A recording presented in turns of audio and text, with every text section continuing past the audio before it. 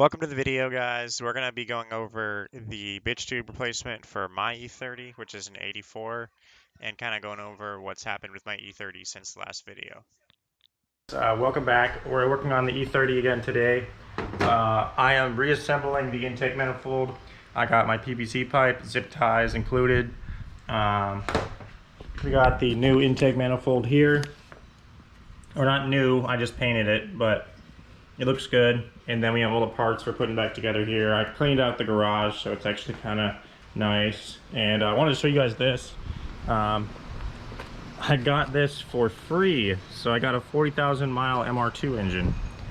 So I'm probably gonna end up building this guy, but figured that'd be good content for the channel if I do end up building it. But for now, we are gonna go back to the E30 and get to work. I'm gonna put you guys on time lapse above the car, and you'll see me put the intake back together. You can see everything's pulled apart here. I am gonna apply some sealant on the PVC because I saw some people had problems with it leaking oil. But let me get started, guys, and I'll leave you to it. All right, guys. So this is kind of just going to go over some things that I encountered when I was doing my bitch tube and intake plenum gasket replacements. First of all, my year E30 is an 84. I'm not sure if the later years differ from mine, but this is just going over what I did. So the bitch tube is what sits on the bottom of the intake manifold there in the photo. And I had a big problem trying to clear the studs. The tube just wouldn't go in. And what I ended up realizing later is that my tube actually was getting like stuck in the hole. So I only found this out when I started tapping it in with a hammer. So let me show you that really quick.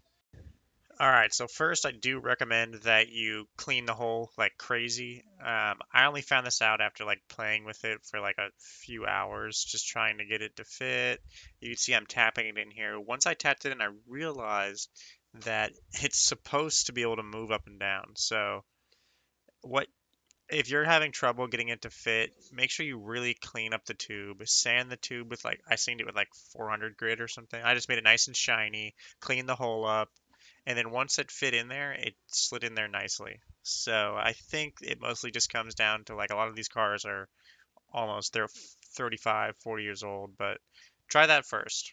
Anyway, we're gonna hop over to me buffing the E30, and I'm gonna kind of talk about what's happened since this video. I went ahead and buffed the entire car. It looks great. I'm surprised because of how long it sat outside. But besides that, I had some cooling system issues. I had to pull my radiator and clean the entire thing out, flush the system a bunch of times. But now she's running nice and cool. Actually, what ended up happening was the ground on the back of the temperature gauge was loose, and so it was causing it to say it was overheating, even though it wasn't, which is pretty stressful because if you guys have ever had an overheating car, it's never fun to worry about those type of things. You're always watching the temp gauge. But now she's runs nice and cool. So anyway, guys, I think I'm gonna end the video there. I didn't talk about much, but hopefully, if you have some issues with your bitch tube, that kind of helps. And have a great rest of your day.